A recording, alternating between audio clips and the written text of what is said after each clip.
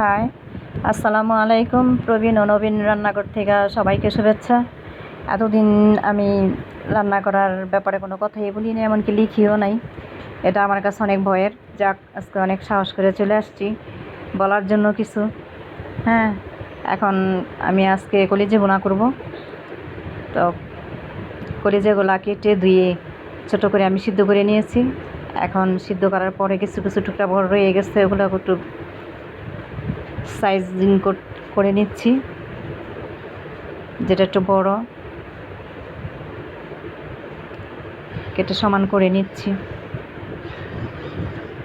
এখন কাটা শেষ, আবার ভালোভাবে দিয়ে নিব।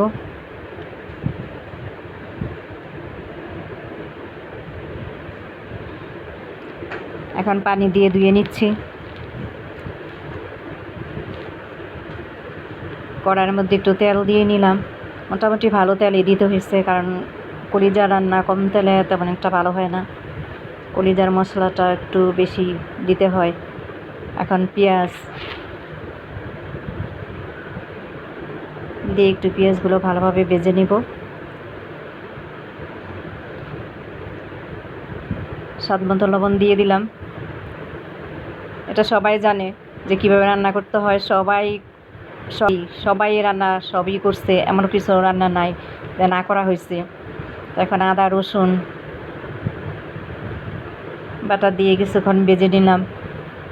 মরিচ, হলুদের গুঁড়া, ধনিয়ার গুঁড়া,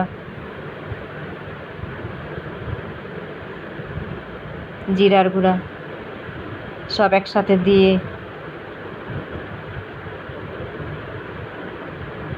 আবার একটু নাড়াচাড়া করে নিলাম। এখন একটু পানি দিয়ে এটা একটু ভালোভাবে কষিয়ে নিতে হবে, যেটা কাঁচা গন্ধ না থাকে। মশলার ভিতরে তেল উঠে গেছে, মশলা কষানো হয়ে গেছে। এখন কলিজাগুলো দিয়ে দিলাম। এই রান্না আসলে সবাই জানে, রান্না তো এটা নতুন কিছু না। তারপরে একটু চিন্তা করলাম একটু বলি। একটু নাড়াচাড়া করে নিলাম, একটু ভালোভাবে কষিয়ে নিব। এখন কলিজার মধ্যে একটু ভাবলাম একটু আলু দিয়ে দিলে কেমন হয়। হ্যাঁ, আলুটা আবার আমার অনেক পছন্দ। তাই অন্য একটা চুলায় ফ্রাই প্যানে একটু তেলের মধ্যে হলুদ দিয়া আলুগুলা দিয়ে দিলাম। একটু নাড়াচাড়া করে একটু ভেজে নিব।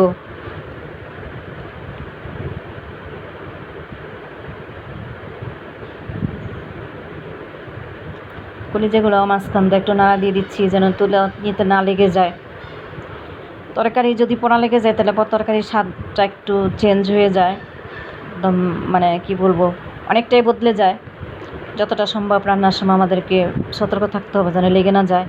আলু ভাজা শেষ, আলু ভাজাটাও দিয়ে দিলাম। কলিজা ভুনাও ভালোভাবে হয়ে গেছে।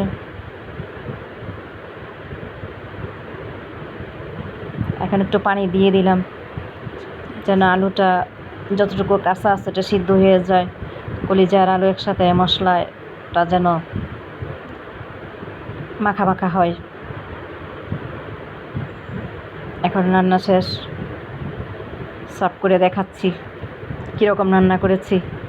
রিয়েলি অনেক দেখতে সুন্দর হয়েছে এবং অনেক